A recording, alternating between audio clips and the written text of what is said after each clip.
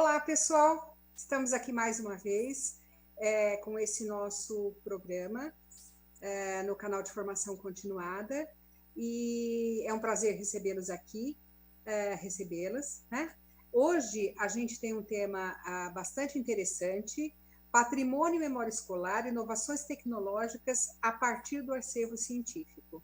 Né? Então, esse nosso programa Diálogos, Educação e Pesquisa, que vai ao ar sempre às segundas-feiras, a partir das 14 horas, traz sempre algum convidado que possa socializar com a gente ou apresentar para a gente o resultado de pesquisas, os achados, trazer informações que possam complementar a nossa formação continuada. E hoje a gente tem aqui também a presença de pessoas maravilhosas que trabalham no CRE Mário Covas, além da nossa convidada especial que vai ser apresentada. Mas eu passo a palavra para Maria Cristina Nogueiró, que é a diretora do CRE. Cris, está com você. Seja bem-vinda. Obrigada, Si. Boa tarde para todos.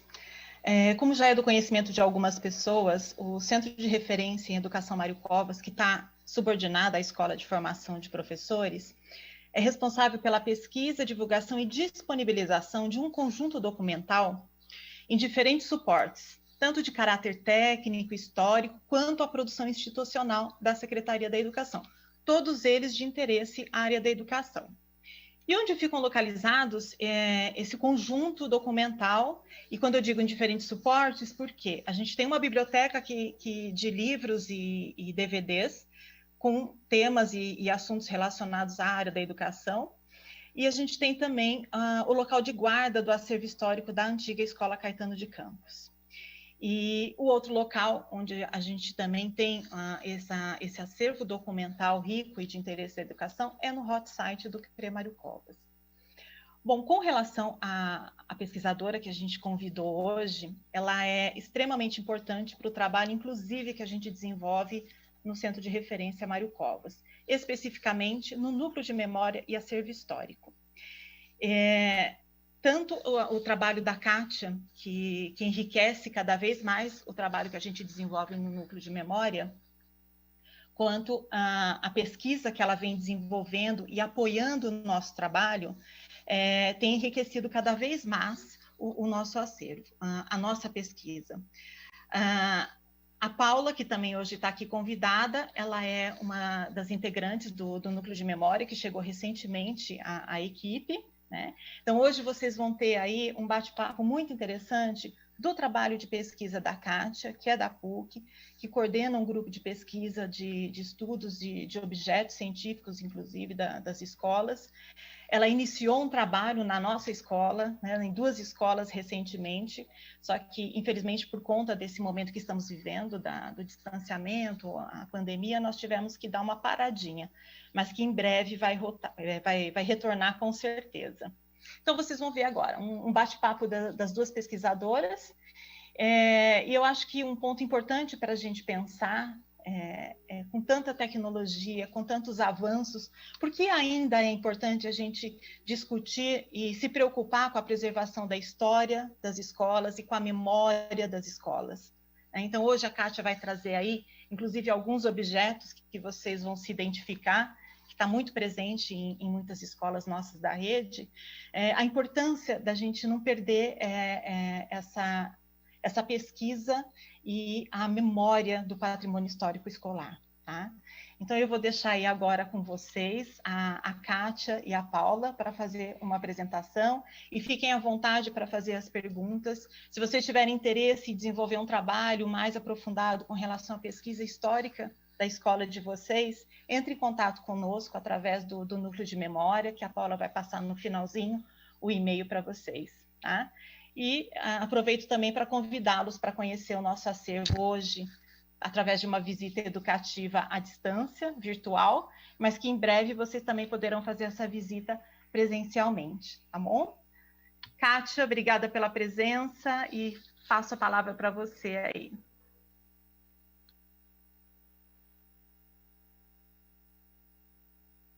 Bem, oi, gente.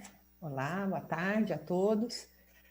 Bem, eu, em primeiro lugar, queria né, formalizar alguns agradecimentos, falar umas palavras assim para a gente abrir essa tarde. Primeiro, claro, agradecer em primeiro lugar a professora Cris Nogueirol, né, com quem eu tenho debates já faz algum tempo a respeito do acervo científico no Centro de Referência Mário Covas, e a respeito de alguns projetos, né, que a gente estava iniciando, né, o desenvolvimento, e agradecer muito ao convite como diretora do CREA, né, para eu estar falando aqui com vocês.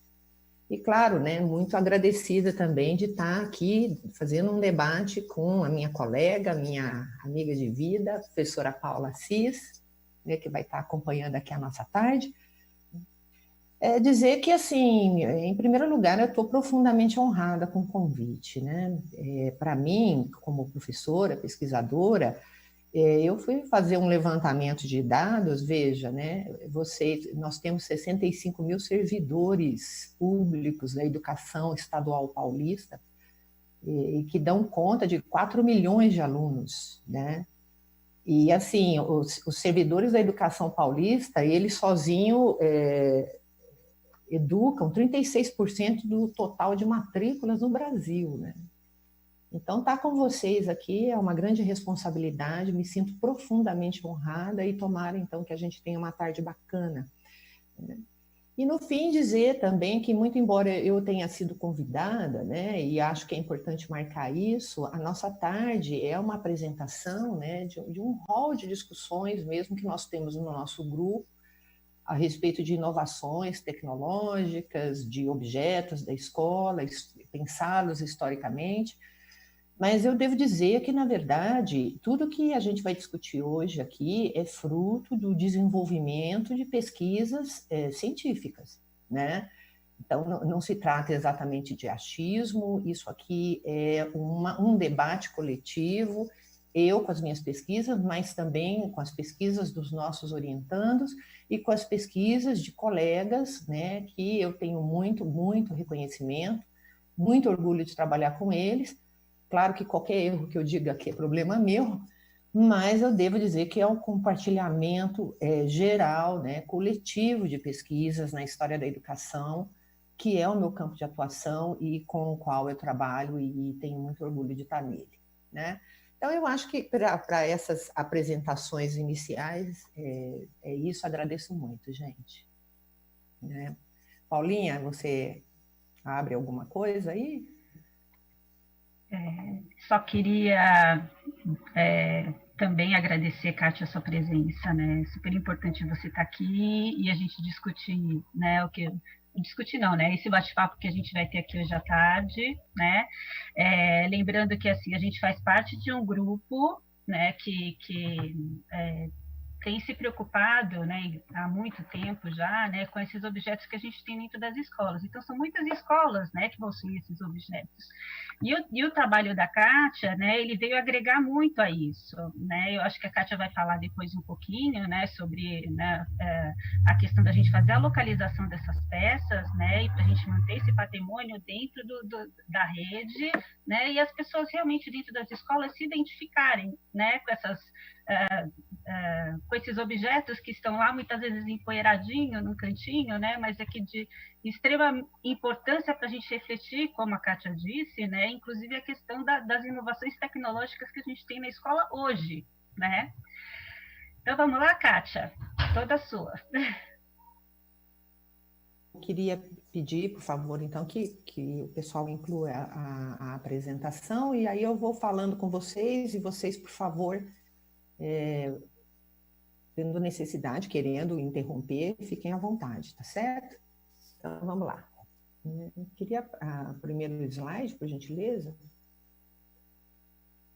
Então, aqui, em primeiro lugar, queria falar, né, um pouco do nosso trabalho mesmo, né, como pesquisadores lá na PUC. Eu tenho, em primeiro lugar, muito interesse, né, com o estudo dos objetos, né? E isso tem motivo, né? Eu primeiro comecei a trabalhar com outro tema de pesquisa, mas eu me deparei com um museu escolar, né, na cidade de São Paulo, num colégio privado, que é o Colégio Marista Arquidiocesano, e eu fiquei simplesmente abismada com a quantidade de objetos e de coisas muito interessantes, né, que um dia foi usado para o ensino e que, de certa maneira, estavam ali, né, paralisados no tempo, paralisados dentro de um museu. E aí eu resolvi que achava interessante tentar saber o que era aquilo, né? Então, acho que a primeira motivação mesmo de pesquisa, né, que eu tive com os objetos escolares diz respeito a uma curiosidade imediata mesmo, né? Vários deles eu não sabia exatamente para que serviam, e a curiosidade vem numa pergunta muito simples, né? Por que e para que esses objetos eram usados, né? E aí a pesquisa ela acabou virando um programa de pesquisa que eu desenvolvo na Pontifícia Universidade Católica de São Paulo, né, no nosso grupo de pesquisa, que é o Núcleo de Estudos Escola e Seus Objetos. E agregado a isso, eu passei também a articular algumas outras categorias de análise, né, de pesquisa, de investigação.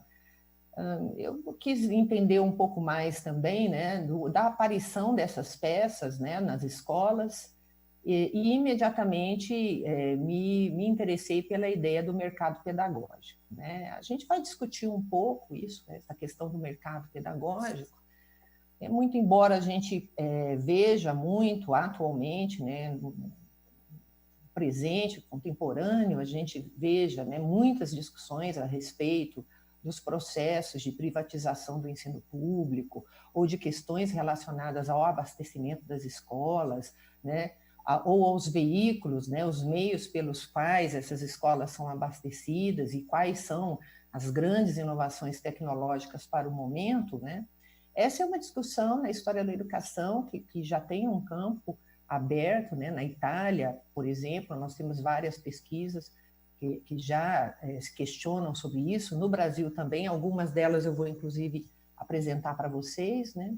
Então, a questão das inovações pedagógicas, elas nesse caso do mercado, passou a me dar interesse. E, nesse sentido, também discutir o significado da tecnologia e das inovações mesmo, né? E quando que o termo tecnologia associada à ciência e imediatamente pensado como inovação, passou a fazer parte dos discursos, né?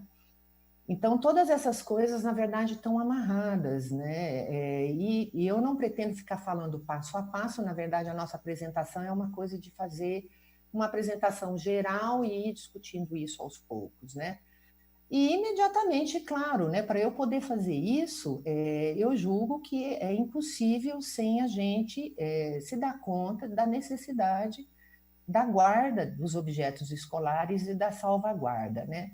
Só para introduzir essa questão nesse momento, porque sobre a importância e o porquê que a gente faz isso, eu acho que ao longo da exposição eu digo, mas assim, o principal é pensar que um dos motivos para imediatamente pensar no patrimônio é que como que a gente vai estudar os objetos da escola historicamente se a gente não os encontra, né? E então as duas coisas estão agregadas porque um patrimônio mesmo, para a gente poder dizer que ele está sendo guardado e salvaguardado como algo que diz respeito à memória da escola, é necessário que as pessoas façam pesquisa sobre eles. E eu não estou dizendo que tenha que ser um acadêmico, eu estou dizendo mesmo pesquisas como projeto, né, de um projeto pedagógico, um projeto que seja um trabalho do próprio professor como agente intelectual da escola, né? Então, isso acabou me motivando. Pode passar, por gentileza, o próximo? Pois bem, e aqui, só para a gente fazer assim, um bate-bola inicial, né, para ver o porquê que é interessante, né, trabalhar com objetos. Olha, quando eu digo que eu trabalho com objetos e outros colegas meus fazem a mesma coisa, não é que a gente fique estudando peça por peça, né? Porque se fosse para fazer assim, nós seríamos mais ou menos como os biólogos, né? Nós estudaríamos todas as plantas, né? Todas as plantas da botânica, todos os animais da zoologia, e a questão não é bem essa. Muito embora um objeto ele possa nos contar muito a respeito da sua história, das suas práticas, da cabeça de quem pensou sobre eles, né? Nós estamos mais interessados mesmo não apenas naquele objeto em si, mas ele na sua forma de produção, na sua concepção, na forma como as pessoas usaram, ou as práticas que estão contidas e mediadas por eles, né? Nós estamos falando, então, em primeiro lugar, das relações sociais, né? De como as pessoas se utilizam dos objetos, né? E aí, nesse caso, é por isso que eu coloco essa questão, né? De que a história do mundo é a história da sua cultura material, porque, assim, se vocês observarem bem, né, nas ilustrações dos livros didáticos, é muito, muito difícil que a gente veja qualquer momento da história, em qualquer espaço da história, em que as pessoas, gente de carne e osso, né, gente que viveu em outros tempos da história, não tivessem com seus objetos, né? Então, assim, seja pensando na forma de se vestir, seja pensando no aspecto de produção, seja pensando nas questões econômicas, né? Sempre vai ter alguém que está presente com as suas ferramentas, com as suas coisas, com os seus objetos preferidos, né? E uma coisa não dá para ser pensada sem a outra, né? Ou seja, primeiro que a história como uma disciplina do conhecimento e como uma forma de produção de narrativas, ela depende imediatamente dessa cultura material, que pode ser por diferentes suportes, né? Na maior parte das vezes, a gente estuda muito documento textual, né? Livros, documentos legislativos, documentos escritos, né? Agora, existe toda essa questão, né, de tentar entender também a história a partir dos seus objetos. E isso tem motivo, né? E vou falar apenas alguns deles para vocês entenderem. A primeira coisa é que, se vocês prestarem atenção e olharem ao seu redor, todos os espaços estão sempre repletos de muitos objetos, muitas coisas, né? E aí é que tá. Muitas vezes a gente convive com eles e não dá muita bola para a sua existência. Então, o fato deles serem banais, né, eles acabam caindo num domínio da nossa vida que a gente naturaliza, a gente não liga. E aí tem uma série de composições da nossa vida, né, da nossa sobrevivência, do nosso dia a dia, que a gente nem percebe mais, mas que a gente depende deles, né? Então, eles são muito banais. E é exatamente por isso que eu gosto de trabalhar com os objetos, precisamente porque eles são banais, né? Eles estão ali no nosso dia a dia e a gente não percebe essas coisas da rotina, né? Tentar ver alguma coisa que seja mais do caráter do espontâneo, né? Então, isso é uma coisa que me motiva. Uma outra coisa é que, no plano da história da educação, a gente vê, claro, estudos maravilhosos a respeito da cultura material, mas no plano do estudo dos currículos, muitas vezes, né, há muita discussão sobre os materiais escolares, e tem que ter mesmo, mas eles acabam sendo agregados muito à discussão do livro didático, né, porque há muitas pesquisas sobre livro didático no Brasil, e há todo um campo de pesquisa sobre isso, inclusive um dos principais estudiosos do livro didático do Brasil é o professor Kazumi Munakata, que é uma pessoa que eu posso dizer uma espécie de mentor, né? É um grande estudioso do caso, né? E outras situações, né? O objeto, ele não existe por si mesmo, né? Ele existe a partir do momento em que você tem relações com ele, né? Então, toda essa questão, né, do aspecto corporal, do conhecimento corporal, do que somos enquanto nós convivemos com essas coisas, também é muito importante a gente questionar, e nós veremos o porquê, né?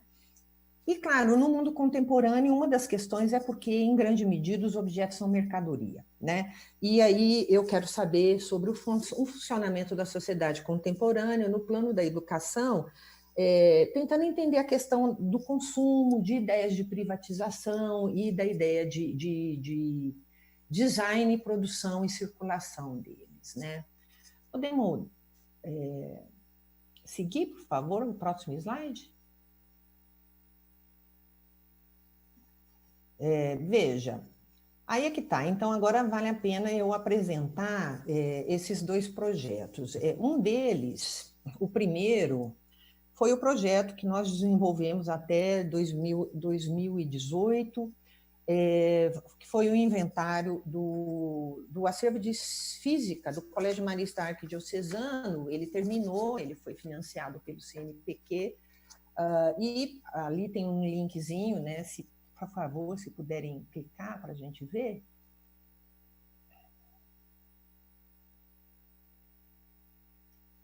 Está dando para ver? O banco de dados?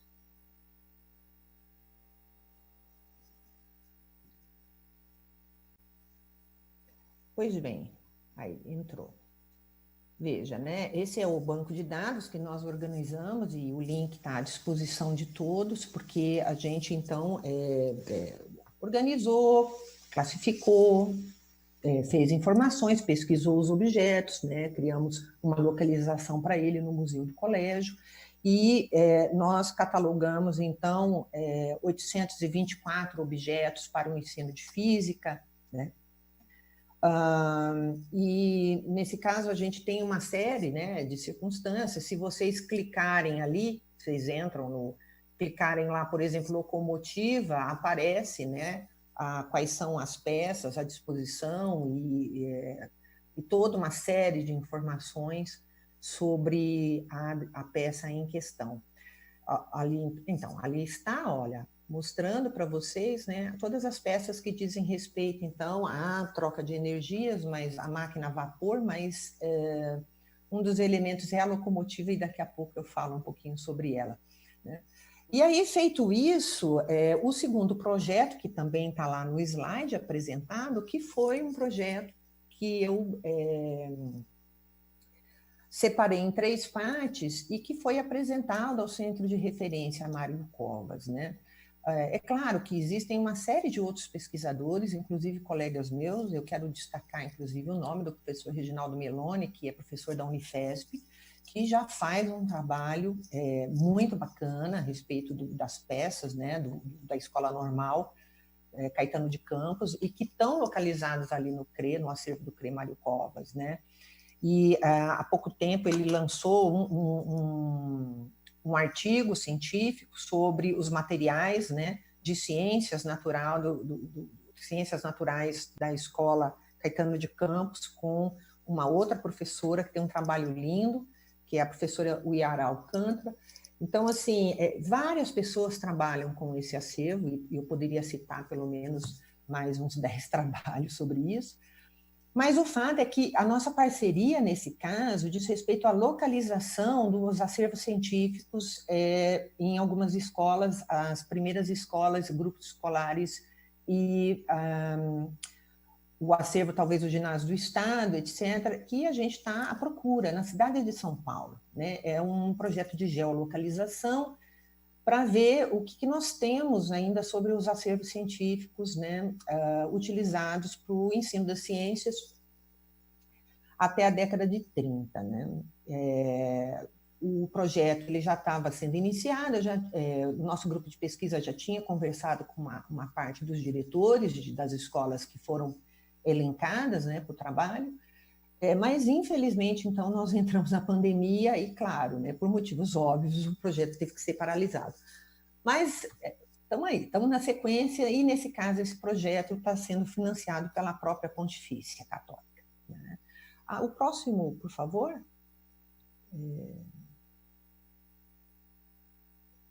Bem, e aí, olha, agora para fazer uma brincadeira com vocês, para a gente entrar na questão mesmo da tecnologia, né?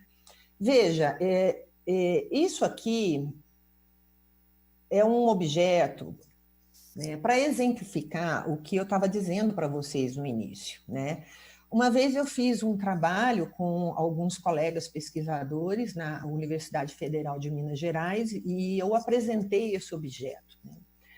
E uma coisa muito interessante que aconteceu é que um dos grupos que estava trabalhando com esse objeto não sabia o que era isso. Mas até aí não tem problema nenhum, porque eu também não sabia, né? E eu me lembro muito minha primeira surpresa quando eu vi o que é isso, né? Para que serve isso, né? Então, veja, né, você apresenta uma coisa que é uma tecnologia, e aí nesse sentido, né, a gente já diz o porquê, mas o primeiro elemento é que houve um tempo em que esse aparelho foi utilizado nas escolas, né, e eu digo nas escolas porque ele é comum de ser encontrado em diferentes acervos escolares, seja em São Paulo, seja no Brasil, seja no mundo, né? Ele é um objeto muito comum. A pesquisadora Luna Bock, professora doutora, hoje ela é professora da Estadual de Minas, ela fez um artigo sobre esse objeto. Esse é um anel GS Garvey-Sand, né? E o objeto ele é utilizado para a gente ver, né, a dilatação térmica, né, o processo de dilatação térmica, que consiste em a gente mostrar, né, essa bolinha, ele passa por esse anel quando ela está fria, mas se a gente colocar fogo nela, ela dilata e não passa mais pelo anel. Então, veja, né, esse objeto ele foi concebido no século XVIII, né, exatamente para mostrar esse fenômeno, né? O pesquisador ele era da Universidade de Leiden e a ideia dele era fazer a demonstração do caso, né? Então, veja você, um objeto que a gente não sabia o que era, ele gerou tantas perguntas. E essa é a grande questão, né? Ele já foi uma inovação de ensino, ele é uma tecnologia que no século XIX começou a ser vendido, né, para as escolas e era tido como uma grande inovação. Então, assim, veja, nós estamos falando de concepção de ensino, nós estamos falando de concepções de ciência, né? Qual é a posição desse objeto no ensino, né? Ele é conteúdo, ele é recurso, né? E veja, a sua concepção e até ele chegar a uma sala de aula, né, nós estamos falando de um cientista que pensou, concebeu, e a ideia desse cientista está presa a esse objeto, né? É questão de intelectuais e professores que optaram pela compra desse objeto exatamente para poder mostrar um fenômeno. Agora, o mais interessante é que a questão não era só mostrar o fenômeno, né? Era você poder apresentar a peça, era você poder colocar essa peça em funcionamento, né? E aí a gente tem uma série de outros questionamentos a respeito da pesquisa mesmo, né? Foi uma inovação. Pois não. Oi, deixa eu te interromper só um pouquinho, que agora fiquei curiosa com uma coisa aqui. Sim, é um aparelho, esse que você está mostrando aqui para a gente, é um aparelho que ele é que, como você falou, ele é de demonstração, né? Sim. Os alunos também participavam do experimento? Como funcionava? Era só o professor que demonstrava, né? Estava dentro das práticas do professor, o trabalho junto com os alunos? Ou era do professor o desenvolvimento do experimento? Veja bem, Paulinha, é uma pergunta muito bacana, acho que é uma pergunta que os professores todos têm interesse. Eu julgo que ao longo do desenvolvimento daqui do nosso trabalho, a resposta a essa pergunta pode ser relativamente solucionada. Por quê? A questão das apropriações, né, o uso que se faz desse objeto na escola, também depende, né, da composição de uma série de outras documentações de maneira tal que a gente possa falar. Isso foi usado assim, isso foi usado dessa maneira ou de outra maneira, né? Agora, num primeiro momento, no final do século XIX, né, com a posição desse objeto em relação ao ensino, ele, em primeiro lugar, ele foi usado mesmo para demonstrações, né? A discussão da demonstração, ao longo da nossa exposição aqui, vocês vão entender melhor, né? Mas, sim, depois, né, a gente já encontrou documentação que mostra que os alunos, em outros momentos, sim, participavam das aulas, né? Em todo caso, essa é uma discussão da história da educação, né? E muitas vezes, para a gente poder afirmar que tal coisa era usada dessa forma, o objeto por si mesmo, ele, muito embora ele mostre a função dele, né, porque ele serve para isso, né, para demonstrar a questão da dilatação dos corpos, né? Em relação ao mundo escolar, a gente precisa compor essa discussão com outras documentações, o que aumenta o teor, né, o grau da importância da guarda dos documentos para a gente poder chegar a esse ponto, né? Pode passar, gente, para o próximo slide. Bem, aí veja bem, aqui eu estou mostrando uma outra circunstância para vocês, né? E aí voltar, né, Paulinha, à ideia de... Peraí, gente, que aqui travou o meu Zoom. Ele não está voltando. Um momento. Tudo bem, eu vou seguir. Que o slide, ele mostra, então, uma circunstância, né, dentro da própria Escola Caetano de Campos, né? E aí, veja, essa é uma discussão, então, para a gente ampliar as questões sobre tecnologia, né? Porque o termo tecnologia, ele mudou de figura com os anos, né? Hoje a gente pensa, né, em tecnologia educacional, parece que imediatamente a gente está acoplando essa ideia às tecnologias de informação, as TICs, né? Que são os aparelhos como o smartphone, como os tablets e os computadores, etc. e tal.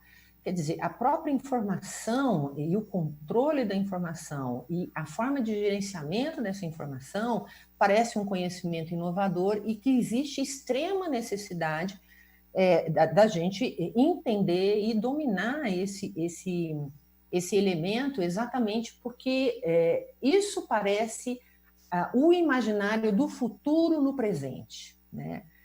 Agora, veja, né? Se a gente pensa dessa forma, o primeiro elemento é a gente pensar por quê, né?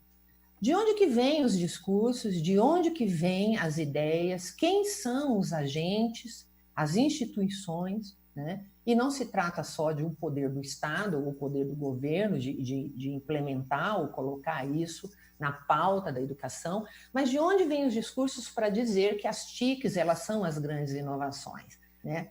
Porque a tecnologia educacional, ela já mudou de figura, né? Em primeiro lugar, quando a gente fala tecnologia, nós imediatamente temos que pensar que ela é derivada da ideia de técnica. Então, a técnica, ela, em muitos sentidos, está ligada à ideia de saber fazer, né? Saber fazer alguma coisa significa o uso das mãos, o uso do conhecimento para a gente poder construir algo, transformar alguma coisa, né? E as tecnologias, elas já estiveram ligadas a muitas outras situações da escola, né? É você pensar que a tecnologia em si, ela tem que ser questionada, né? Por quê? Porque se você pensa só no artefato, o artefato, ele conta só uma parcela da história toda. Quando nós falamos tecnologia, nós podemos pensar essa expressão pensando questões que digam respeito aos usos, às ideias que conceberam essa tecnologia, à circulação da tecnologia, o que significa dizer que nós estamos falando de pessoas, de instituições, de seres humanos, né? E, claro, e os usos em sala de aula. Então, nesse aspecto, é por isso que eu estou mostrando essa foto. Essa foto, ela é maravilhosa, né?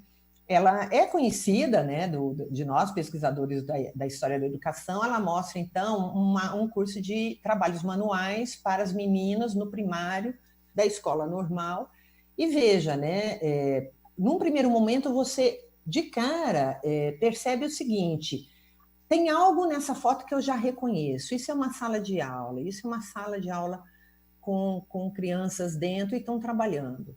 Agora, tem uma série de coisas que dizem respeito ao que significa tecnologia dentro dessa foto que às vezes a gente não percebe. E aí sim destacar o trabalho de uma pesquisadora que é a Yara Alcântara, que tem um trabalho muito lindo sobre as carteiras, né, a história econômica, e ela faz um trabalho lindo sobre o uso das carteiras, sobre a compra das carteiras, a produção das carteiras. E aí você perceber, né, que nós estamos falando numa sala de aula, em primeiro lugar, dentro de uma escola que foi totalmente concebida para ser escola, né? com crianças que estão colocadas de forma tal que elas todas, né, estão sentadas uma ao lado da outra, fazendo exatamente o mesmo trabalho, né? A ideia de ensino simultâneo dentro de uma escola concebida especialmente para ser escola, né, com crianças de todas da mesma idade e, nesse caso, do mesmo sexo, isso foi tido como uma grande inovação, uma grande revolução pedagógica, e isso, se você olhar bem, né, um registro de uma escola paulista, né? E aí, o que isso tem a ver com tecnologia? As carteiras, elas não são simplesmente os locais que a gente senta, né? E aí o trabalho da Uiara vai mostrando essa questão, né, da interação do corpo do aluno com a carteira, né? Da formação da ideia de aluno como um sujeito em que o corpo está em relação com aquilo. E existem diferentes tipos de carteira. Essas carteiras, elas são concebidas por uma ideia tanto de corpo, uma ideia de higiene, né? Uma forma de conceber a educação, uma forma de conceber a educação que aponta por uma série de modelos, né, de carteiras que indicam esse tipo de relação do corpo com o sentido de educação desse momento, né?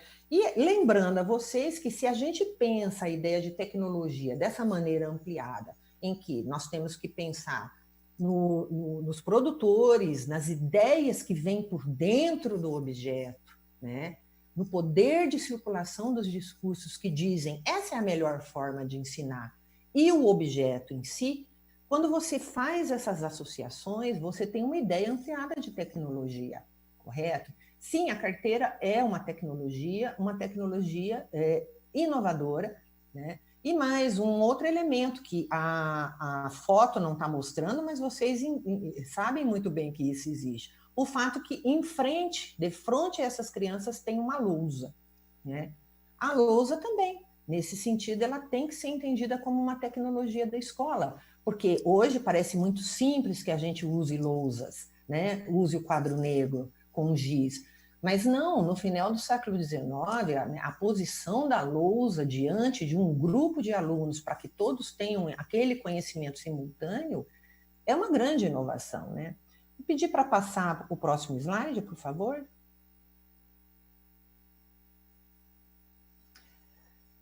Pois bem. E aí, olha, a gente ampliando essa questão, mostrando, né, outras circunstâncias do espaço, né?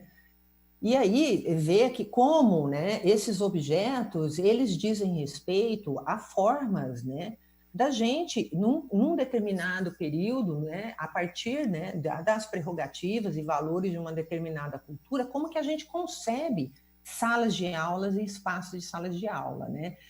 Nesse caso, assim, uma série de pesquisas no nosso campo já dizem, né, a respeito da modificação, né, da conduta corporal e da condução pedagógica quando a gente pensa, por exemplo, em processos inovadores da escola nova, né, que fala, né, da condução de uma aula mais ativa, de um processo ativo, né, de conhecimento, e que, de alguma forma, então, o aluno ele passa a ser o centro das atenções, o centro dos interesses, e na figura à direita, imediatamente a gente vê isso, né?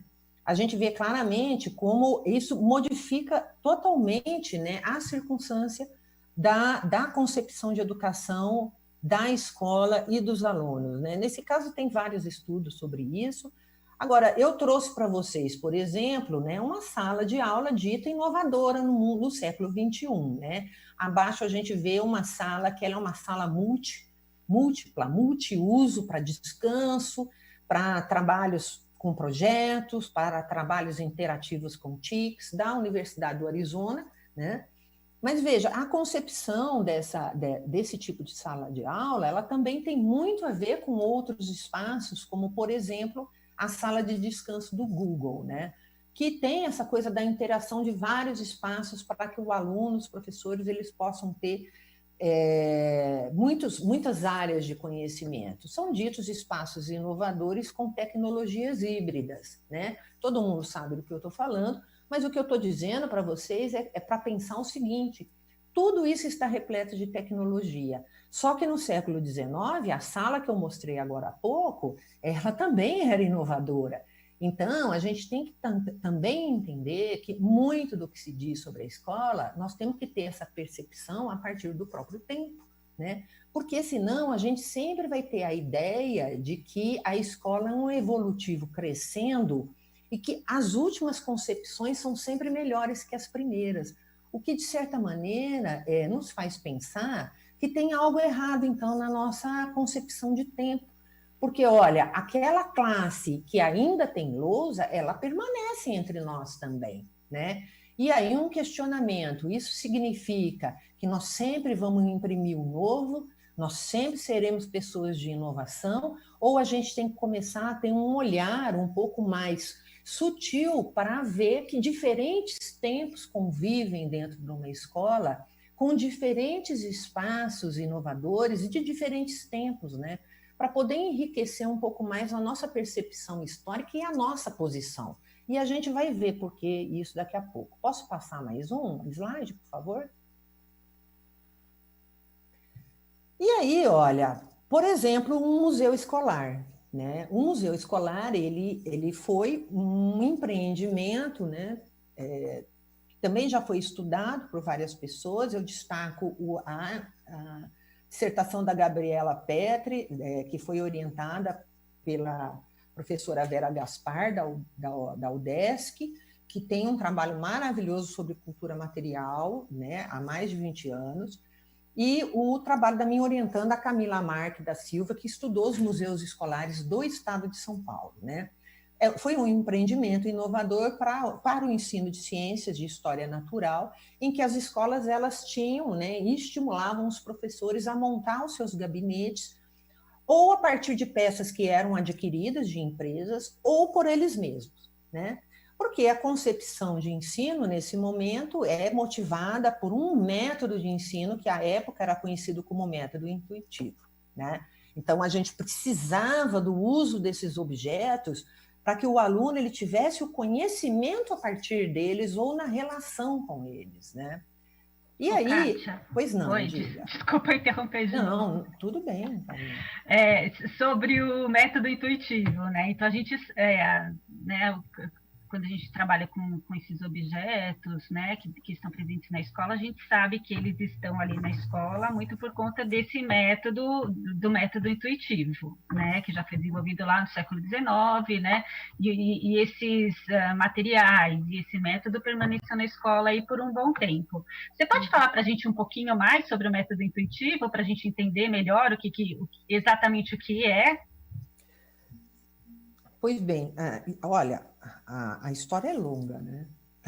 Mas, em grossas linhas, o método intuitivo ele é um método de ensino, né, em que parte da ideia de que a criança ela se desenvolve a partir de etapas de conhecimento, né, e que, por isso, seria interessante que a criança ela pudesse ter os seus primeiros conhecimentos a partir de coisas que estivessem à mão e que fossem do seu próprio universo, né?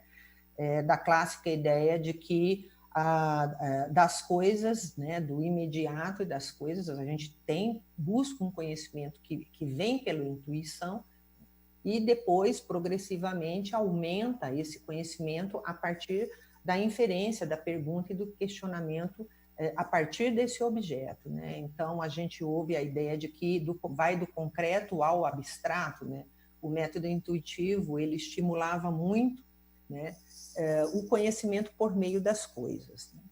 Caso você não tivesse essas coisas à mão, o professor ele tinha, até o poder público em São Paulo, até por lei, o professor tinha a liberdade de construir, né, esses objetos, de arranjar esses objetos a partir da localização em que estavam as escolas, e era muito estimulado, inclusive, que os objetos fossem do reconhecimento das crianças, né? Algumas coisas mais, outras menos, algumas escolas eram equipadas mais e outras menos, né? A gente tem pesquisa sobre isso no estado de São Paulo, né? De como alguns centros, né, de ensino paulista estavam repletos de materiais de primeira linha e repletos de materiais importados. A gente tem, por conta dos inventários e as fotos, etc., mas, ao mesmo tempo, de ver que também havia um certo problema de abastecimento também para outras escolas, né? Aqui eu só estou querendo mostrar para vocês um museu escolar que ganhou proeminência, que é o Museu do Colégio Marista, e que uma grande parcela dessas peças está naquele museu, né? Quem quiser conhecer o museu, eu posso depois passar o contato, porque ele é aberto a visitações, né? Para pesquisadores, professores, etc. Podemos... um detalhe, e aí você vê, né, nesse caso, diferentes tecnologias ali, né? Porque nós temos desde animais empalhados, taxidermizados, porque eles são empalhados, mas existem técnicas, né, muito requintadas de colocar esses objetos em situação do seu próprio habitat, para os alunos poderem entender o que aquele animal fazia no seu habitat. Eram peças teatralizadas, né, para dar entretenimento, gerar atenção, etc. e tal, né? E dentre outras muitas peças que eu não vou ficar falando delas. E eu queria passar para o próximo slide, por gentileza. E aí sim nos questionar, né? Voltando a essa questão, né, do enfoque, um enfoque cultural da tecnologia, né? Da gente tentar entender mesmo, né, historicamente, esses dispositivos. E veja, né, num certo momento do século XX, a gente começa a perceber, né, uma associação muito direta para dar voz de autoridade às tecnologias a partir do empreendimento científico, né?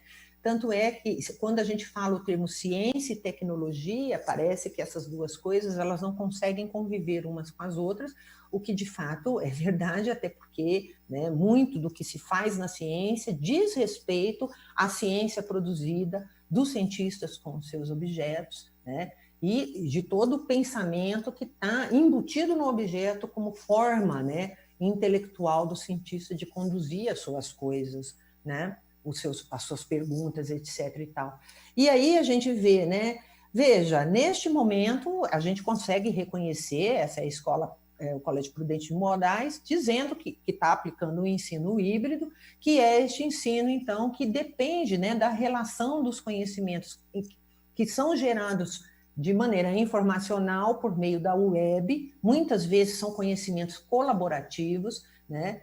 A gente vê uma parcela dessa sala diz respeito àquela sala que eu mostrava para vocês, do método ativo, né, da escola nova, em que as crianças elas podem estar desenvolvendo coisas a partir de centros de conhecimento e de interesse, por projetos de pesquisa. Não necessariamente esta aula ela tem o ensino simultâneo, né? Como a sala de aula em que todos aprendem a mesma coisa ao mesmo tempo. Isso pode acontecer, pode não acontecer. Quer dizer, é um ensino que não necessariamente é sincrônico, né? E os alunos todos ali muito empenhados com seus aparelhos e seus objetos. A questão aqui é a gente também não se questionar simplesmente pelos objetos em si, mas pensar como que esses objetos vieram parar na sala de aula. Quem são os sujeitos dos discursos e os donos da autoridade desses discursos que dizem isso é inovação pedagógica? Porque em outros tempos, outras pessoas falaram que é inovação. E não se trata de dizer que este momento é o ápice da educação do mundo, porque no século XIX as pessoas julgavam que o futuro estava dentro da escola. A escola ela tinha imaginários de modernidade e de futuro também. A escola ela era uma das instituições voltadas ao progresso, né? A um futuro melhor, a um futuro de letras. Quer dizer, isso significa que, porque é velho, não vale mais nada, né? Então, a notícia ruim é que acho melhor a gente ter muita consciência do que nós somos como seres humanos e como professores e como sujeitos históricos, porque se a gente não faz a guarda de alguns desses objetos, de algumas dessas práticas, alguns desses cadernos que vocês estão vendo nessa foto, Isso quer dizer que daqui 50 anos, daqui 100 anos, as pessoas vão ter o direito de julgar o nosso trabalho também como obsoleto, né? Ou julgar o trabalho de vocês como um trabalho que pode ser esquecido. A questão do patrimônio é que o patrimônio, ele é uma questão de guarda, ele diz respeito à guarda, não é uma guarda de coisas velhas. O que nós estamos falando ali é falando da prática de sujeitos que já existiram, de sujeitos que tinham sonhos como vocês, sonhos como todos nós, e que tinham o interesse de ser um bom professor, né? Estava tudo isso empregado dentro dessas apropriações, né? Então, veja, né, ampliar mesmo a ideia de inovações tecnológicas para a gente ter essa consciência histórica do que significa isso, como nós somos nesse momento, né? E para fechar essa parte, mostrar para você... Deixa eu só fazer você... um comentáriozinho, Kátia, de Pois novo. não, claro. Então, só para lembrar que dentro disso tudo, né, que a gente está falando dessa questão dos objetos presentes na escola ainda hoje, né, desses objetos do começo do século, né, é importante a gente lembrar, né, que de certa maneira, então, né, os objetos eles acabam vivendo mais do que nós, né, eles sobrevivem a gente, né, então verdade. Eu não vou estar lá para contar, né, dessas nossas experiências que estamos tendo agora, né, nesse momento que a gente está vivendo histórico, né, mas a gente vai ter, espera-se que nós consigamos guardar esses objetos para que eles contem a nossa história nesse momento que a gente está vivendo também, né? Perfeito. É isso. Perfeito. Estamos no slide da caligrafia? Pois bem, né? Vou retomar essa questão, Paula, também mais para frente, né? Porque, de fato, né, isso também é um dos elementos para a gente fazer o fechamento, né, da coisa, mas você colocou muito bem, né? Que, no fim das contas, é possível, com a guarda, né, eles vão ficar e nós não, né? Então, quiçá, quem sabe, né, são eles os contadores das nossas histórias, não? E aí, para finalizar, né, lembrar a vocês que a questão da naturalização da tecnologia e de como muitas vezes ela está na nossa cara, não se trata imediatamente de pensar no smartphone, né? Claro que o smartphone é uma tecnologia, mas vamos pensar nessa questão de ver, né, sobre as necessidades sociais, né, e do uso da técnica e do aprimoramento da técnica, né? E da ideia de que é necessário o empreendimento humano, da mão humana, para a gente poder dizer tudo isso é uma tecnologia. Então, nesse sentido, escrever é uma tecnologia, aprender a escrever, né? A escritura é uma tecnologia. Vamos pensar por quê, né?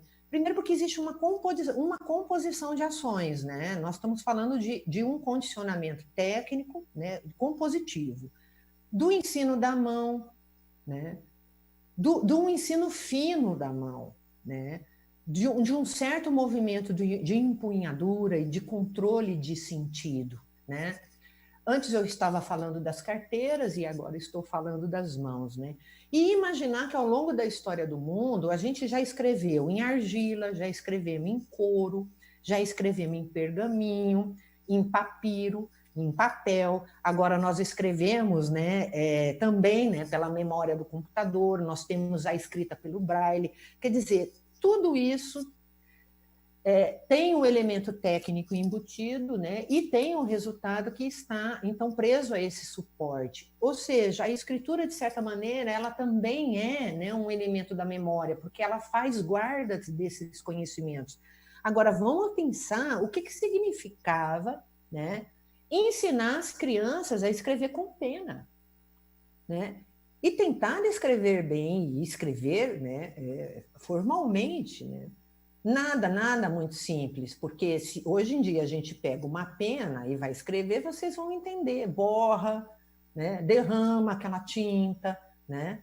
E, ao mesmo tempo, aprender a escrever bem, a escrever com fluência, muitas vezes, né, foi associada aos imaginários como uma forma de civilidade, né? Tinha imediatamente a ver com uma posição de polidez, de civilização, né? E aí eu botei ali o símbolozinho da BIC, porque a BIC foi um grande empreendimento técnico, né? Ela, quando foi lançada na França, teve um debate bastante grande, né, se valia a pena usar essa caneta, né? E ela, claro, se desenvolveu e talvez seja a caneta mais conhecida no planeta. Agora, se você olhar bem uma Bic, dois grandes elementos tecnológicos da Bic para vocês pensarem muito bem, né, do que eu estou falando. A primeira é porque a Bic é transparente, então ela foi uma caneta que mostrava que para o dono da caneta que a carga ia acabar, né? Fomentando a ideia de que, ó, em breve você vai ter que comprar outra, né? E a questão da ponta de tuxtênio, né? Aquela ponta é altíssima tecnologia, a ponta de tuxtênio, exatamente para você ter uma escrita fluida, e sem manchar, ou, né, tentando, porque a Bic também explode, né, mas tentando não manchar, é uma garantia que a caneta dava, né, e tudo isso, né, desenvolveu mais um passo, então, né, para as escolas. Agora você imagina o que foi para o inventor da Bic quando todas as escolas passam a exigir como material didático uma caneta, né? Tudo isso, né, que está em jogo quando a gente fala em tecnologia, né? Podemos passar?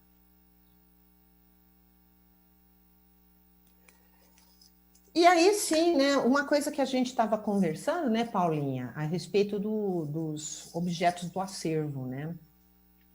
Essa questão do CRE Mariocovas, né? A gente tem aqui, vamos passar aqui um filme, né, de um objeto que, de certa maneira, ele está presente em algumas escolas ainda hoje, né, como a Kátia mesmo falou agora há pouco, né, existiam escolas que tinham acesso recebiam do poder público, né, muito material que ficava disponível para o professor usar, da mesma maneira que tinham outras que não tinham, né, e que o professor, muitas vezes, ele próprio construía os seus objetos. Né? Então, lá no acervo, né, que a gente tem no nosso núcleo de memória, a gente tem alguns exemplares desse objeto que a gente vai passar agora. A gente pode rodar o filme? Tá em inglês, tá? Mas a gente vai mesmo só observar a imagem, tá?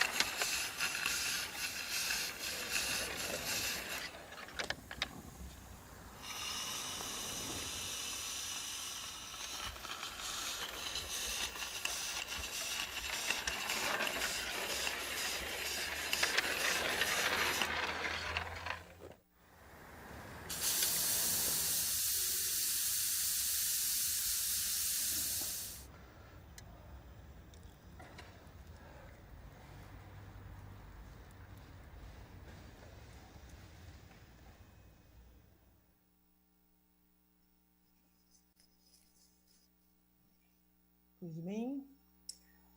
Podemos seguir no outro slide? Aí eu vou passando para vocês outras situações para discutir esse aparelho. Veja, uma das coisas que eu estava discutindo, né, com a professora Maria Cristina e com a Paula, diz respeito mesmo à questão do acervo, né, e da possibilidade de discutir a ideia de tecnologia, inovação e ciência, né, que agora eu tenho um debate a respeito da relação da história da educação com a história das ciências, e a gente apontando, né, alguns objetos do acervo do Mário Covas que, de alguma forma, dizem respeito à circulação, uma circulação muito grande desses objetos, o que nos mostra, né, toda a condição transnacional de conhecimento que passa por meio de sujeitos que são, ao mesmo tempo, né, como diz a professora Uiara, né, mediadores culturais, né, são sujeitos que, de alguma forma, eles estão fazendo, né, a transposição do meio econômico para o meio educacional, mas que não se trata simplesmente do sujeito e do conhecimento que vai passando de um país por outro, por livros e por documentações, sim, mas de ver a circulação desses conhecimentos por dentro desses objetos, né? E veja, por que eu estou agora com esse slide para vocês? Exatamente porque esse slide mostra, né, que as locomotivas, um deles é do acervo do Colégio São Luís, São Paulo, né? O outro abaixo é do acervo do Colégio Arquidiocesano de São Paulo, né? Mostrando que existia mesmo uma sincronia a respeito da locomotiva, né? Do uso da locomotiva. O próximo, e aí eu já vou passar um pouquinho mais rápido, porque é só uma questão de exemplificar, né, a discussão sobre tecnologia, inovação e história por meio dos objetos que estão no acervo, né? E é possível que esteja nos acervos das escolas estaduais paulistas, né? Aqui está a locomotiva do CRE Mário Covas, né, que faz parte do acervo e que estava dentro do inventário da escola normal, né? Veja, a locomotiva, ela, na verdade, ela representa mesmo o imaginário do século XIX, né? Mostrando o que a gente podia ter como um símbolo potente de progresso por meio das comunicações, progresso por meio da aceleração das comunicações, né? Por meio mesmo do uso sistemático das locomotivas, né, como meio de transporte, né? E ela acaba sendo o auge, né, o símbolo máximo da siderurgia, do estudo da siderurgia, da transformação de energias, né, como a gente viu ali na aula.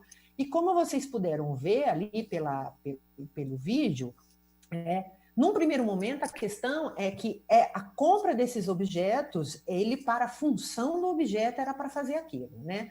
Mostrar para o aluno, né, essa questão das trocas de energia, de como da termodinâmica vira energia mecânica, e aí o trenzinho anda, mas é demonstrativo, né? Porque o que se queria mostrar era o funcionamento da peça também, né? Mostrar como essa peça funcionava, mostrar as etapas de funcionamento da peça, né? A peça em si acabava sendo um conteúdo, né? Ela não era apenas um recurso para você mostrar uma outra coisa, compreendem? E veja, claro que em formato de trenzinho, tem outras formas de mostrar esse mesmo fenômeno, outros objetos, mas claro que em forma de trenzinho, porque a ideia é pensar que a gente estava lidando com crianças, né?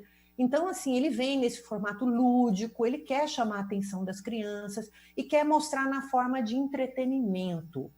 Ou seja, demonstrações científicas, muitas vezes, né, quando, a depender do objeto, ela tinha essa função de entreter também, né? Não é uma questão simplesmente de você pensar no conhecimento em si que está no livro ali, mas naquele conhecimento que é o conhecimento gestual, é o conhecimento tácito, o movimento dos professores, né? O conhecimento que vem pela mão de um professor para fazer isso funcionar. Veja, se a gente não tem a peça, a gente não necessariamente tem acesso a esse conhecimento.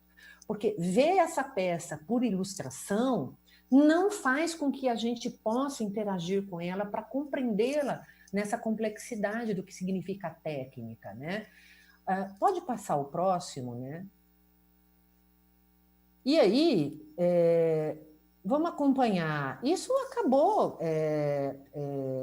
também sendo registrado por outras formas, né? Então, assim, essa aí é a capa de um brinquedo, né? Eu já vi pelo menos meia dúzia de capas de brinquedos nesse período também, que mostra essa questão do trem, né?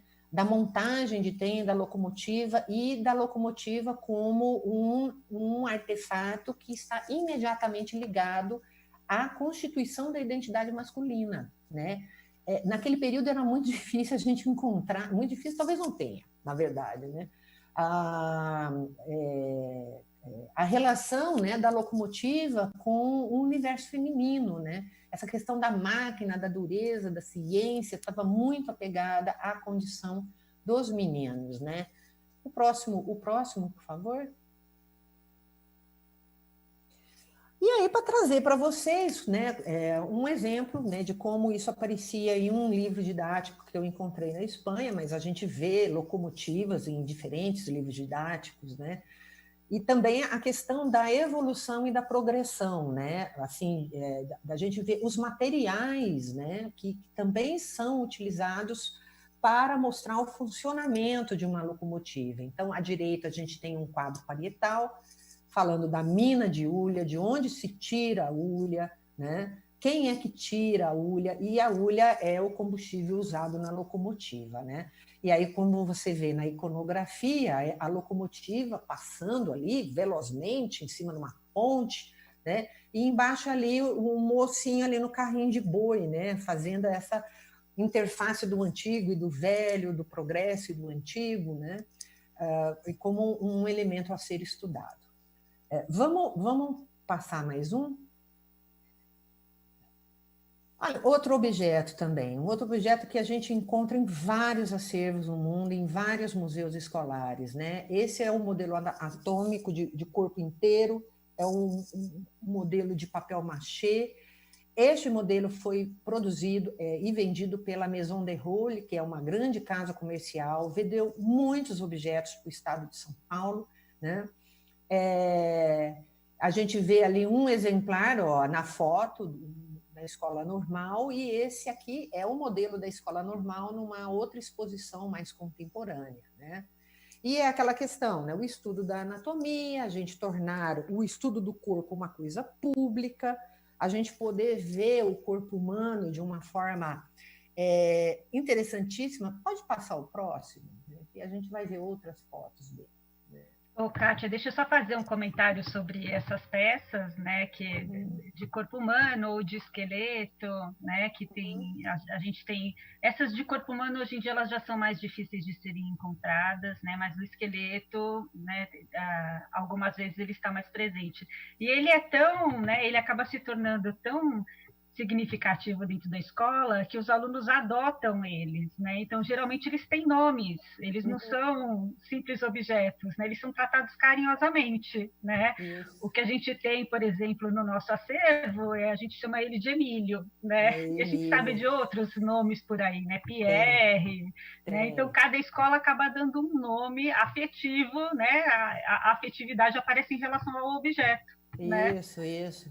Os meninos põem cigarro na boca dele. Sim. E aí vai. Boné. Boné, isso. Eu já vi uma vez vestiram ele de Palmeiras. Então, é isso, assim, né? Essa coisa de mostrar, né, o corpo humano aberto, público, isso deve ter gerado muito interesse exatamente porque a gente vê precisamente esse modelo em vários locais, né? E nós vamos entender também o porquê mais adiante. Vamos ver o próximo slide, né?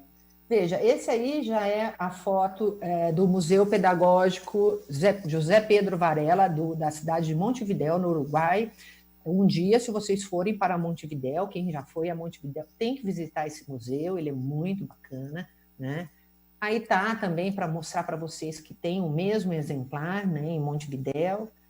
Mais um, por gentileza. Pode passar.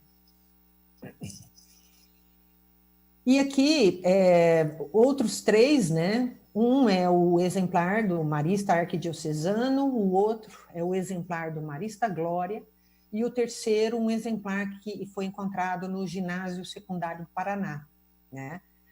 Então, para mostrar para vocês, né, como de fato, né, houve muito gosto por esse objeto. E, mais uma vez, mais uma passagem, né, de slide. Aqui, essa foto, eu encontrei num livro, a aula com este mesmo objeto numa escola do Vietnã. Então, a gente vê, inclusive, o interessante, né, dele montado ali em sala. O patamar dele tem rodinhas, né? Então é possível mostrá-lo em 3 dimensões, e você vê o estudo dos músculos e dos órgãos, etc. e tal, e toda uma questão mesmo de mostrar uma espécie de teatro anatômico, né? Então, veja, é ensino demonstrativo, mas é um ensino teatralizado, né? De forma que as pessoas pudessem interagir com esse objeto de uma maneira bastante interessante, porque é um tanto lúdico, e agora vocês vão entender por quê. Mais um slide, por favor. Ele é desmontável, né? Todo o corpo desse modelo é desmontável, você pode tirar todas as peças do corpo, os braços, as pernas, os órgãos. Você pode estudar cada órgão com a sua função, mostrando para o aluno os órgãos, e toda a disposição dos órgãos no corpo, né?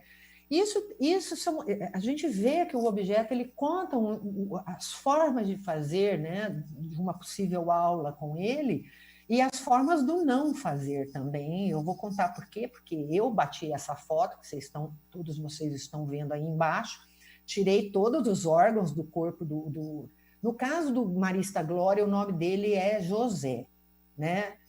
No caso do Marista Arquidiocesano é Pierre, né? Então, eu que tirei todos os órgãos do José, botei ali, fotografei, porque eu estava interessada em estudá-los, etc. E depois, quando eu fui pôr de volta, eu não consegui, né? Eu não conseguia pôr os órgãos no mesmo lugar, nas mesmas ordens, sinal de que eu não tenho conhecimento de anatomia e muito menos de encaixe de órgãos, né? Foi necessário o professor de biologia sair de uma sala e ir lá montar o quebra-cabeça, né? Isso conta, né, das práticas do fazer, do não fazer, dos enganos, né? Então, é muito interessante. E por isso que ele, no meu entender, é por isso que ele foi tão reconhecidamente um material didático querido, né? Que estava em vários locais ao mesmo tempo. Ele é muito interessante, né? Vamos passar, então, o nosso último objeto para a gente fechar a discussão. Esse aí é o último objeto, que também é um suprassumo, assim, muito valorizado nos acervos científicos de escolas e também de museus científicos, né, em vários locais do mundo. Eu já vi esse material em acervos científicos escolares no Chile, na Argentina, no Brasil, em diversas escolas, em Portugal, na Espanha, né, que são os hemisférios de Mademburgo. Se vocês observarem, eu botei várias figuras, né? Esse objeto, ele, no ensino de ciências, na verdade, ele serve ao estudo da pressão atmosférica, né? Você pega esses 2 hemisférios, você acopla, né? Tira o ar deles com uma bomba pneumática, uma bomba de sucção de ar, e dentro cria vácuo, né? E a ideia é mostrar mesmo que existe ali dentro, você consegue tirar o ar, você fecha isso hermeticamente, e que a pressão atmosférica externa, né, incide sobre esse objeto de maneira tal que ele fica colado, né? Ele foi feito por um sujeito chamado Otto von Kerck, e ele fez uma demonstração, né, do seu objeto, conta a história, né, que ele, lá na cidade de Magdeburgo, ele fez a demonstração com 2 grandes hemisférios, colocaram parelhas de cavalo, um do lado do outro, para tentar descolar, e não descolava, né? Diz a história que essa demonstração ficou tão famosa que ele teve que mostrar para o imperador, né? Então, veja, ele é um objeto científico, é encontrado em vários acervos escolares, mas, ao mesmo tempo, vocês percebam, né, a iconografia das crianças, né, que é possível, então, que os professores colocassem as crianças para brincar com esse objeto, né, mostrando, né, essas propriedades, né, naturais, né, da natureza da física. O mais interessante é que esse objeto, ele é um objeto científico por si, para o ensino de física, mas ele também é um objeto histórico, porque o que deu fama a esse objeto foi o fato dele ter participado dessa demonstração para o imperador. Então, é um objeto que, ao mesmo tempo, demarca uma forma de apresentar um fenômeno científico, um fenômeno físico, mas que marca também uma conquista científica, e isso ficou muito marcado no objeto, né? Ele é um objeto do tipo icônico mesmo, porque todo mundo quer falar desse tal evento. E veja, eu já vi, por exemplo, textos que falam, né, que a marcação desse evento era muito mais para a disposição de apresentação de entretenimento como uma espécie de circo. O que eu estou querendo dizer para vocês, então? Que, veja, a questão da demonstração, ela, muitas vezes, hoje, a gente fica, né, muito ávido de dizer que isso é ensino tradicional, né? Porque o sujeito fica ali sentado, parado na audiência, ouvindo a coisa. Então, eu vou contar para vocês que um ramo da história da educação é chamado História da Educação dos Sentidos, né? O professor Kazumi, ele é líder de um grupo que trabalha com a educação dos sentidos, o professor Marcos Taborda, na UFMG, idem, né? E a gente vê que é o seguinte, né? Você estar de audiência significa, então, que num certo período da história, né, a audiência é um sentido privilegiado para o conhecimento, correto? Então, é muito complicado, né, a gente atacar as pessoas do passado, seus tradicionais, né? Até porque o ensino pela audiência, ele é tradicional, não é porque ele ficou no passado, é porque ele existe até hoje, né? As pessoas ainda ensinam dessa forma também, né? Então, veja, essa memória, ela continuou, né?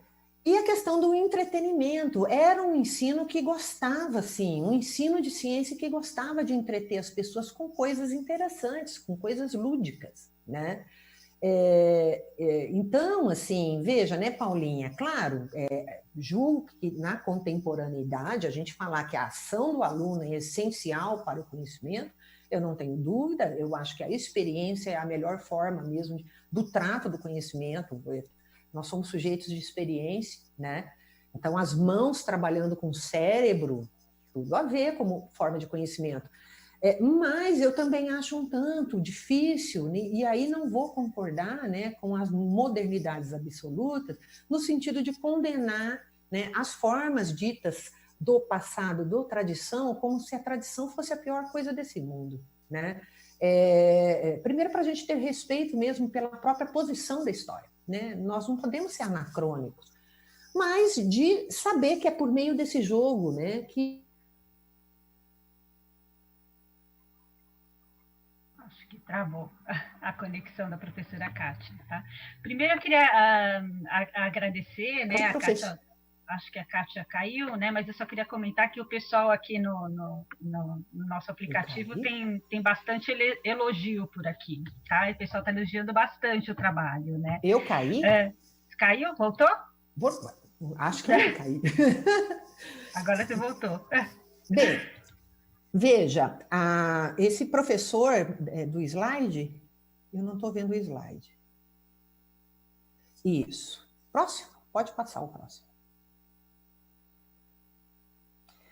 Esse professor, eu estou apresentando o trabalho do professor Peter Haring por um motivo mais como representativo de um movimento, né? E vou explicar o que é. Veja, eu já tenho alguns argumentos, então, para falar para vocês, né, a questão do patrimônio, né? A gente transforma algo em patrimônio eu vejo que ao longo da minha fala, eu já dei vários motivos para isso, mas eu vou sintetizar, né?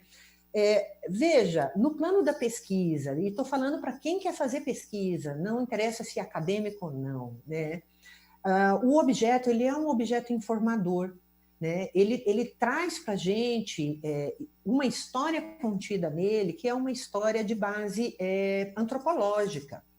A gente pode se aproximar mais da rotina da escola, daquilo que nós, historiadores da educação, chamamos de cultura escolar, quando nós estamos próximos a ele, mexendo com ele, né? Porque ele condensa ideias, projetos, designs, interesses, imaginários dentro dele. Imaginários de progresso, inovação, de futuro, etc. e tal. Veja se a ideia da locomotiva, no fim, né, nesse teor que eu estou apresentando para vocês, é tão diferente assim do smartphone. Porque isso é o futuro, nós temos que depender desse negócio, precisa ter de qualquer jeito. Entende? Quem são os sujeitos que determinam, quais são os reformadores da educação que determinam que aquilo é importante para aquele momento da história, né? A gente tem que começar a se questionar a respeito disso, né? Por quê? Porque aquilo que a gente abandona já foi modernidade, né? E existe aquele termo, né, que na nossa bibliografia é muito comum, que são as modernidades abandonadas. Elas são abandonadas, mas se a escola as guarda, a gente tem acesso a esse conhecimento, né? E é aprender sobre os rituais da escola. Agora, se nós estamos falando que os rituais da escola, eles existem porque nós estamos na escola como professores, como alunos, como sujeitos práticos, como sujeitos de conhecimento tácito, né? Nós não estamos falando do governo em cima de nós não estamos falando das leis sobre nós estamos falando do professor com o seu aluno, no momento que ele fecha a porta, né? Todo professor sabe do que eu estou falando, né? A tal caixa preta da escola, né? Aquilo que um professor faz com o seu aluno, que é o seu momento de cátedra, né? Veja, os rituais da escola, eles passam para a gente, né? Na história, para montar narrativas da história por meio dessas coisas, né? Mas os rituais da escola estão em vocês também, no seu dia a dia, no seu trabalho, com seus objetos, o seu livro preferido, o seu objeto preferido, as coisas que você monta ali pela internet para mostrar, o seu vídeo preferido. Percebe? Quando a gente passa a considerar aquilo que nós temos, aquilo que é nosso, aquilo do nosso dia a dia, né, como algo passível a simplesmente ser substituído, né, eu nem vou dizer que isso é uma mentalidade completamente subjetivada pelo capitalismo, tá? Isso aí é outra coisa, mas o fato é que a gente pode pensar que a questão nós podemos guardar algumas coisas, nós podemos tratar isso bem, porque nós juntamos patrimônio por causa de nós mesmos, para que a gente também não seja esquecido. Educação patrimonial é falar da vida das pessoas, tá certo? E são sabedorias de guarda. E aí, apresentando este professor, ele representa um movimento... Kátia, deixa eu só interromper um pouquinho. Pois não? Só um minutinho, eu só queria avisar que tem o pessoal aqui do chat, né? Só para falar da interação deles aqui. Tem uma turma bem bacana aqui que está interagindo, né? E está falando que o trabalho está bacana, né? Tem gente querendo saber, né, como é que faz pesquisa na escola, né? E essa eu acho que eu já posso falar bem rapidinho, assim, né? A gente, no Centro Mário Covas, né? No Núcleo de Memória, a gente desenvolve alguns trabalhos, né? Então, assim, a gente dá apoio para os professores que têm interesse em desenvolver, né? Daqui a pouquinho eu passo o e-mail, né, para esses professores entrarem em contato com a gente, tá? O Bruno Tomás está dizendo aqui, né, que temos que inovar dentro das salas no século XXI, né? Inovação, né, como a gente viu durante todo esse tempo, né, durante toda essa explicação, né, dessa questão da inovação. O Bruno está lembrando que a gente continua, né, dentro desse processo, tá? A Elita também, ela tem muita gente querendo saber da história da caneta Bic. Eu acho que assim apareceu tanta coisa, tanto comentário bacana, né, que a gente vai precisar marcar outros encontros para a gente continuar falando da questão da memória, de patrimônio dentro da escola, né? Então ficou bem, o pessoal aqui do aplicativo, né, tá se pronunciando, apareceram algumas questões, a gente vai responder essas questões, tá? Via e-mail, né? A gente vai pegar o contato desses professores, de alguns professores das questões que apareceram aqui, a gente vai na medida do possível tentar fazer essa devolutiva dessas questões, tá? E eu queria passar para você, Kátia, para você dar uma finalizadinha para a gente, depois eu pediria para você voltar a palavra para Cristina, por favor. Não, só, já estou encerrando. A questão do professor é mostrar que ele usa esses materiais antigos como materiais pedagógicos, né? Ele faz projetos, como mostrar hoje em dia o uso disso como um projeto inovador sobre a escola, só que ele usa os objetos do acervo. Gente, desculpa, não há nada a dizer e eu agradeço demais. Muito honrada, muito obrigada. Cris, por favor. Oi, Kátia. Por nós ficaríamos aqui o dia todo te ouvindo, porque é um conteúdo e um tema que agrada a todos nós, né? E vocês viram, pessoal, o potencial pedagógico desse acervo para o trabalho em sala de aula é demais, né? E só com a análise desse conjunto documental é possível não só reconstruir a história da sua escola, mas como também a história da educação. E nesse caso aqui do estado de São Paulo, né?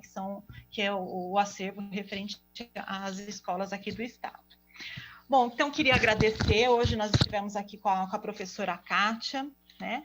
Um prazer, a Kátia professora doutora Kátia da PUC, que coordena o grupo de pesquisa Núcleo de Estudos, Escolas e Seus Objetos.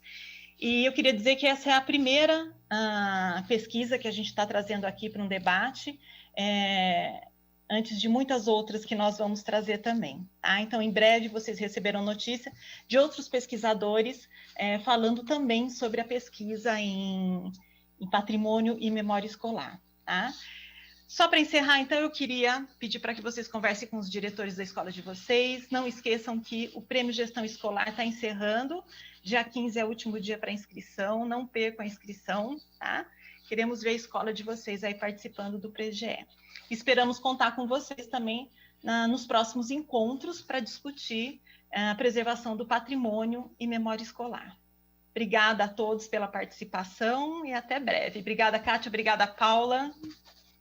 Até mais. Obrigada. Deixa eu só passar rapidinho aqui o nosso e-mail. É nucleodememória.cre@educacau.sp.gov.br, tá, gente? Manda os e-mails e a gente vai respondendo. Obrigada.